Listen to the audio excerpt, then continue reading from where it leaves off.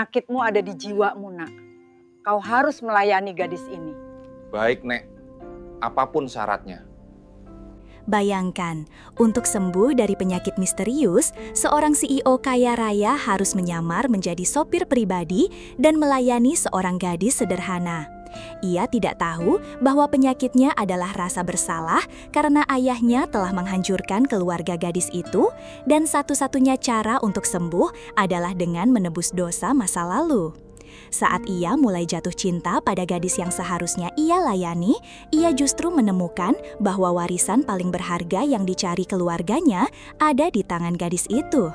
Sebelum kita bongkar semua rahasia, penyamaran, dan takdir yang saling terikat ini, pastikan kalian sudah tekan tombol like, share, dan subscribe channel Dracin. Dan jangan kemana-mana, tonton sampai akhir karena setiap babnya akan penuh dengan dilema yang menyayat hati. Leo menatap pantulan dirinya di jendela kaca kantornya yang menjulang di lantai 80. Di luar, Jakarta terhampar seperti permadani cahaya, sebuah kota yang telah ia taklukkan. Di dalam, ia melihat seorang pria muda yang memiliki segalanya, kekayaan, kekuasaan, dan wajah tampan yang bisa menghiasi sampul majalah manapun. Namun, di balik setelan jas yang sempurna dan tatapan mata yang dingin itu, ia menyembunyikan sebuah rahasia yang membusuk. Sebuah penyakit misterius yang datang tanpa peringatan, merenggut kekuatannya dengan serangan pusing yang hebat dan nyeri tajam yang seolah merobek-robek sarafnya.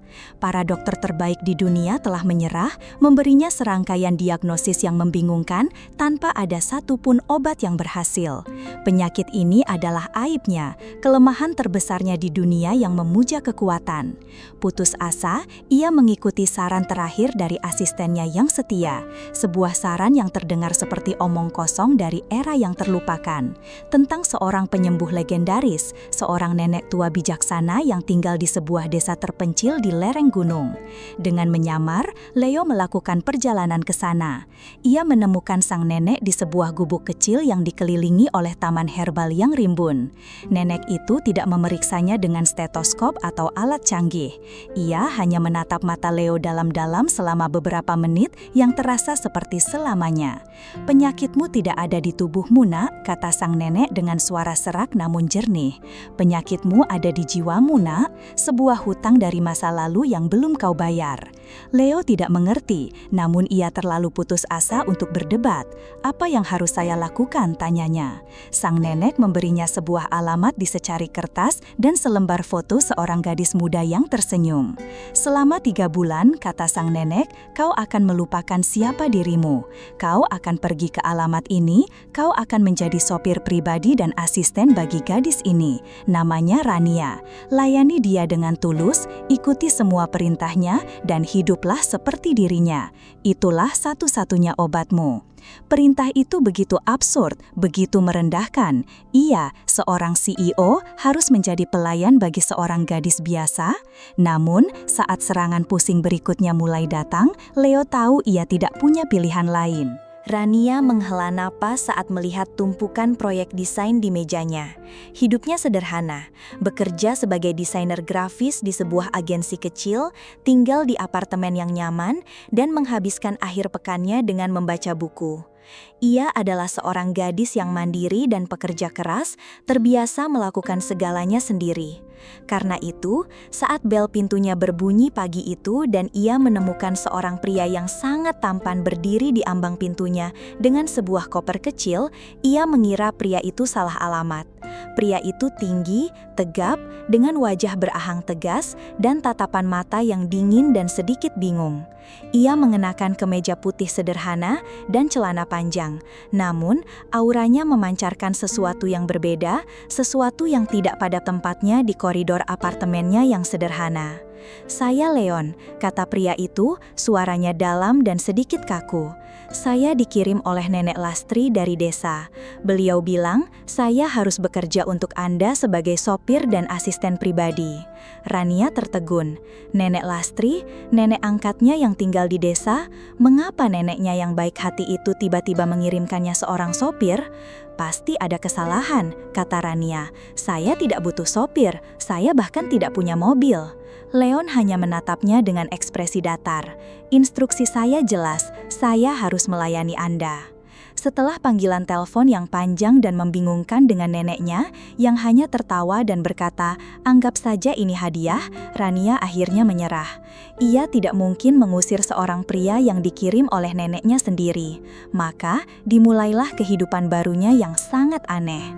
Leon, sopirnya yang tidak punya mobil untuk dikendarai, kini tinggal di kamar tamu apartemennya. Pria itu sangat pendiam, sangat kaku, dan sangat efisien. Ia membersihkan apartemen dengan presisi militer, mengatur jadwal harian Rania di sebuah papan tulis, dan bahkan menganalisis kandungan nutrisi dari sarapan yang Rania buat. Setiap pagi, ia akan mengantar Rania ke kantor dengan taksi online, membukakan pintu untuknya, dan menunggunya di kafe seberang jalan hingga jam pulang. Kehadirannya yang konstan membuat Rania merasa canggung, sekaligus anehnya aman.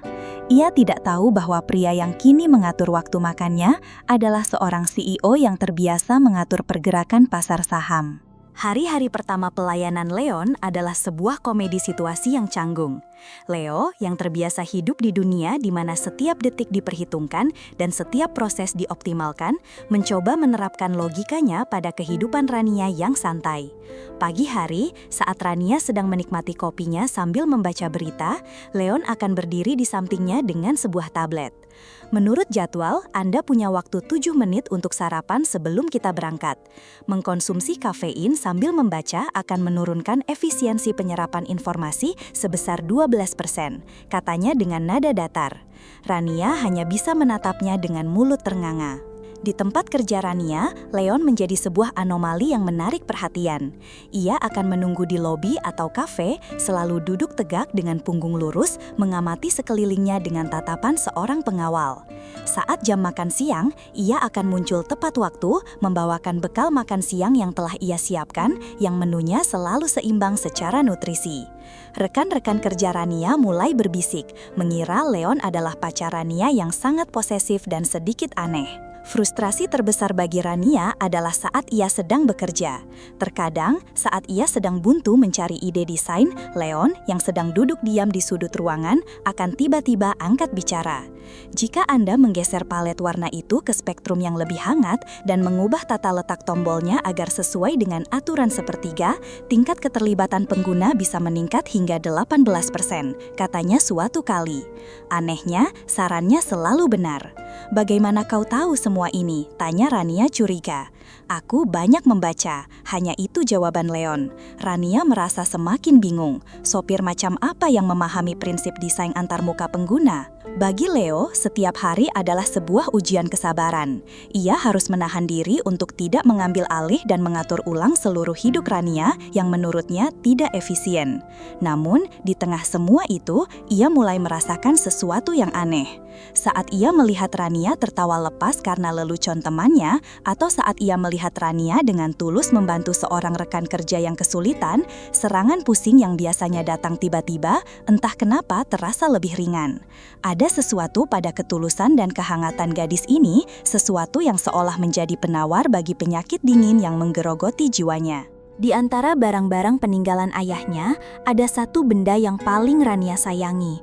Sebuah kotak teka-teki kayu yang kecil, diukir dengan pola-pola geometris yang rumit.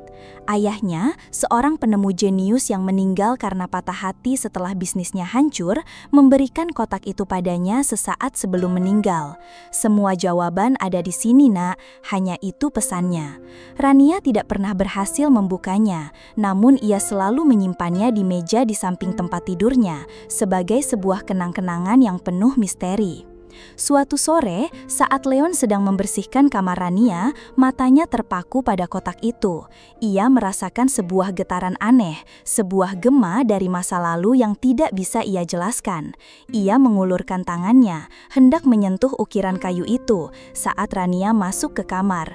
"Jangan sentuh itu," seru Rania, lebih tajam dari biasanya. Leon segera menarik tangannya, wajahnya kembali datar. "Maaf," katanya singkat. Namun, insiden itu meninggalkan jejak. Leo tidak bisa berhenti memikirkan kotak itu. Pola ukirannya terasa begitu familiar, seolah ia pernah melihatnya di suatu tempat yang sangat jauh di dalam ingatannya. Di saat yang sama, penyakitnya kembali menyerang. Kali ini lebih parah dari biasanya. Serangan pusing yang hebat membuatnya jatuh terduduk di lantai ruang tamu. Napasnya terengah-engah dan rasa sakit yang tajam menusuk kepalanya. Rania yang mendengar suara gaduh segera berlari menghampirinya.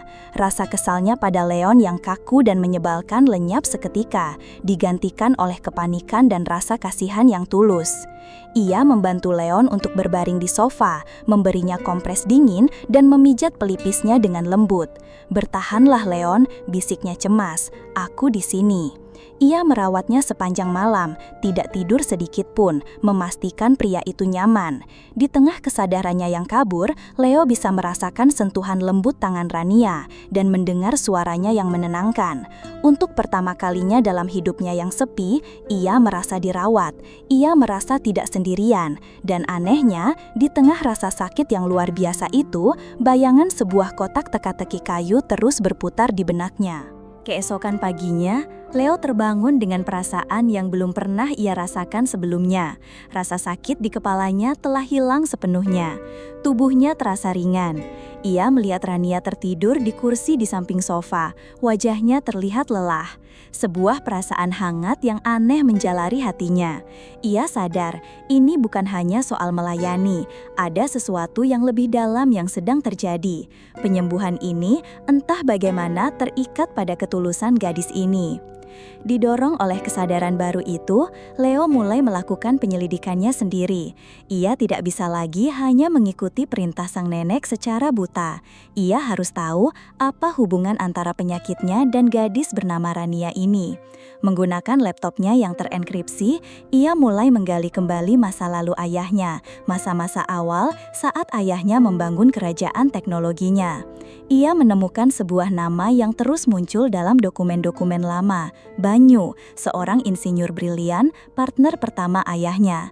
Ia membaca tentang bagaimana mereka berdua membangun perusahaan dari nol. Lalu, ia menemukan sebuah catatan perjanjian yang menyakitkan, sebuah dokumen di mana Banyu, di bawah tekanan, menyerahkan semua hak paten penemuannya kepada ayah Leo dengan harga yang sangat murah. Beberapa bulan setelah itu, perusahaan Banyu bangkrut dan pria itu meninggal karena serangan jantung. Jantung Leo berdebar kencang. Ia kemudian mencari nama lengkap Banyu, dan di sanalah ia menemukannya, Banyu Larasati, ayah Rania. Jadi, ini dia dosa asal itu. Kerajaan yang ia warisi ternyata dibangun di atas puing-puing kehancuran keluarga Rania. Rasa bersalah yang selama ini ia pendam tanpa sadar, rasa bersalah seorang anak yang menyaksikan ketidakadilan ayahnya, kini memiliki sebuah nama dan wajah gadis yang setiap hari ia layani. Penyakitnya bukanlah kutukan, penyakitnya adalah sebuah hukuman, dan Rania tanpa menyadarinya adalah penebusannya. Dengan kebenaran yang menghantamnya seperti badai, Leo tidak bisa lagi tinggal diam. Ia meninggalkan apartemen Rania untuk pertama kalinya tanpa izin dan langsung menuju ke kediaman ayahnya yang megah. Konfrontasi itu tak terhindarkan. Di ruang kerja ayahnya yang dipenuhi oleh penghargaan dan trofi kesuksesan, Leo meletakkan sebuah foto Rania di atas meja. "Kau mengenalnya kan, ayah?" tanya Leo dengan suara dingin. Ayahnya, seorang pria tua yang masih terlihat sangat berkuasa, menatap foto itu dengan ekspresi yang tidak berubah. "Hanya putri dari seorang kolega lama yang bernasib buruk," jawabnya enteng. "Kolega yang kau hancurkan," balas Leo tajam. Ia kemudian membeberkan semua yang telah ia temukan, tentang perjanjian yang tidak adil, tentang bagaimana ayahnya memanfaatkan keputusasaan Banyu untuk merebut semua hasil karyanya. Untuk pertama kalinya, Tuan Chandra, sang taipan yang tak terkalahkan, menunjukkan sedikit kegelisahan di matanya. "Itu hanya bisnis Leo, yang kuat yang bertahan," kata ayahnya. "Bukan hanya itu kan," desak Leo. "Ada sesuatu yang lain, sesuatu yang kau cari darinya, sebuah cetak biru." Saat itulah ayahnya akhirnya mengakui segalanya tentang penemuan terakhir Banyu yang paling brilian, sebuah teknologi yang bisa mengubah dunia yang cetak birunya tidak pernah berhasil ia temukan. "Benda itu adalah warisan yang seharusnya menjadi milik kita," seru ayahnya. "Aku telah mencarinya selama bertahun-tahun." Leo menatap ayahnya dengan perasaan campur aduk antara jijik dan kasihan. Pria ini yang memiliki segalanya masih terobsesi pada satu hal yang tidak bisa ia miliki. "Dan penyakitku," kata Leo pelan. "Apakah nenek yang memberitahumu tentang Rania?" Ayahnya terdiam, sebuah pengakuan tanpa kata. Jadi, ayahnya juga tahu. Ia tahu tentang terapi penebusan ini. Ia mungkin bahkan berharap Leo bisa menemukan cetak biru itu saat sedang melayani Rania. Leo merasa muak. Ia berbalik dan berjalan keluar dari ruangan itu. "Aku akan menyembuhkan diriku sendiri," katanya tanpa menoleh. "Dan aku akan melakukannya dengan caraku, bukan dengan caramu." Leo kembali ke apartemen Rania dengan sebuah misi baru. Ia tidak lagi hanya berakting sebagai seorang pelayan. Ia kini benar-benar ingin melayani Rania sebagai cara untuk menebus dosa ayahnya. Ia juga tahu bahwa ia harus mendapatkan cetak biru itu bukan untuk diserahkan pada ayahnya, melainkan untuk dikembalikan pada pemiliknya yang sah, Rania. Namun untuk melakukan itu, ia harus mendapatkan kepercayaan penuh dari gadis itu. Perubahannya terasa nyata. Ia tidak lagi kaku dan terlalu logis. Ia mulai tersenyum lebih tulus. Ia mendengarkan cerita-cerita Rania dengan penuh perhatian. Ia bahkan mencoba memasak makanan favorit Rania meskipun hasilnya sedikit gosong. Rania yang tidak tahu apa-apa tentang drama keluarga Chandra hanya merasakan bahwa Leon, sopirnya yang aneh, kini terasa lebih manusiawi. Dinding di antara mereka perlahan runtuh. Leo mulai bertanya tentang kotak teka-teki itu dengan hati-hati. "Ayahmu pasti orang yang sangat cerdas," katanya suatu hari. "Aku ingin sekali melihat cara kerjanya." Rania yang kini mulai percaya pada Leon dengan senang hati menunjukkannya. Mereka menghabiskan waktu berjam-jam mencoba memecahkan mekanisme rumit dari kotak itu bersama-sama. Di tengah semua itu, perasaan yang tulus mulai tumbuh. Rania jatuh cinta pada kebaikan dan kecerdasan Leon yang tersembunyi. Leo jatuh cinta pada ketulusan dan semangat Rania yang tak pernah padam. Suatu malam, saat mereka hampir berhasil membuka lapisan terakhir dari kotak itu, Rania menatap Leon. "Kau tahu," katanya pelan, "aku merasa seperti sudah mengenalmu seumur hidup." Leo hanya bisa tersenyum, sebuah senyum yang menyimpan sejuta rahasia. Ia tahu, waktunya untuk mengakui segalanya semakin dekat. 3 bulan telah berlalu. Penyakit Leo telah sembuh total, dan hatinya telah terisi oleh seorang wanita. Malam itu, ia tahu ia harus mengakhiri semua kebohongan ini. Ia berdiri di hadapan Rania di ruang tamu mereka yang sederhana. "Rania," katanya, suaranya terdengar serius. "Masa pelayananku sudah berakhir. Sudah waktunya kau tahu siapa aku sebenarnya." Ia kemudian menceritakan segalanya. Namanya yang asli adalah Leo Chandra. Ia adalah CEO dari perusahaan yang dibangun di atas penderitaan keluarga Rania. Ia menceritakan tentang penyakitnya, tentang penebusannya, tentang ayahnya, dan tentang cetak biru yang tersembunyi. Rania mendengarkan semua itu dengan ekspresi yang berubah dari kebingungan, menjadi syok, lalu kemarahan, dan akhirnya kesedihan yang mendalam. Pria yang ia cintai adalah putra dari monster yang telah menghancurkan ayahnya. Ia menceritakan tentang penyakitnya, tentang penebusannya, tentang ayahnya, dan tentang cetak biru yang tersembunyi. Rania mendengarkan semua itu dengan ekspresi yang berubah dari kebingungan, menjadi syok, lalu kemarahan, dan akhirnya kesedihan yang mendalam. Pria yang ia cintai adalah putra dari monster yang telah menghancurkan ayahnya. Kebenaran itu terlalu pahit untuk diterima. Ia merasa dikhianati. "Jadi, semua ini hanya sandiwara?" bisiknya, air matanya mulai mengalir. "Awalnya, ya, aku Leo jujur. Tapi perasaanku padamu, itu nyata Rania, sangat nyata." Ia tidak meminta maaf atas siapa dirinya, ia hanya menunjukkan penyesalannya yang tulus. Ia kemudian meletakkan sebuah kunci di atas meja. "Ini adalah kunci dari sebuah gedung baru. Aku telah mendirikan sebuah yayasan atas nama ayahmu. Semua keuntungan dari penemuannya akan digunakan untuk membantu para penemu muda lainnya. Ia menatap Rania, "Aku tidak bisa mengubah masa lalu. Tapi, aku ingin membangun masa depan yang lebih baik bersamamu jika kau mau." Ia kemudian berbalik dan berjalan menuju pintu. "Aku akan memberimu waktu." Saat ia hendak melangkah keluar, Rania akhirnya angkat bicara. "Tunggu," katanya. Leo berhenti. Rania berjalan menghampirinya, mengambil kotak teka-teki dari meja. Dengan tangan gemetar, ia melakukan gerakan terakhir yang baru saja ia sadari. Kotak itu terbuka. Di dalamnya ada sebuah gulungan catak biru. Ia menyerahkannya pada Leo. "Kita akan membangunnya," katanya pelan, "bersama." Ia kemudian berbalik dan berjalan menuju pintu. "Aku akan memberimu waktu." Saat ia hendak melangkah keluar, Rania akhirnya angkat bicara. "Tunggu," katanya. Leo berhenti. Rania berjalan menghampirinya, mengambil kotak teka-teki dari meja. Dengan tangan gemetar, ia melakukan gerakan terakhir yang baru saja ia sadari. Kotak itu terbuka. Di dalamnya ada sebuah gulungan cetak biru. Ia menyerahkannya pada Leo. "Kita akan membangunnya," katanya pelan, "bersama."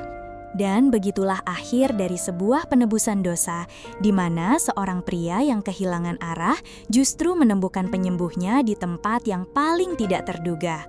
Kisah Rania dan Leo mengajarkan kita bahwa hutang terbesar bukanlah tentang uang, melainkan tentang hati nurani, dan cinta sejati bisa tumbuh dari benih rasa bersalah yang paling dalam. Mereka membuktikan bahwa takdir bisa ditulis ulang saat kebenaran dan ketulusan menjadi sopirnya. Terima kasih banyak sudah mengikuti perjalanan penuh rahasia dan penyembuhan ini dari awal hingga akhir. Menurut kalian, momen mana yang paling menyentuh? Saat Rania merawat Leo yang sakit, atau saat Leo akhirnya mengakui segalanya? Tulis pendapat kalian di kolom komentar ya. Jangan lupa tinggalkan jejak dengan menekan tombol like jika kalian suka dengan akhir ceritanya. Dan pastinya subscribe channel Dracin agar tidak ketinggalan kisah-kisah tak terduga lainnya. Sampai jumpa di cerita selanjutnya.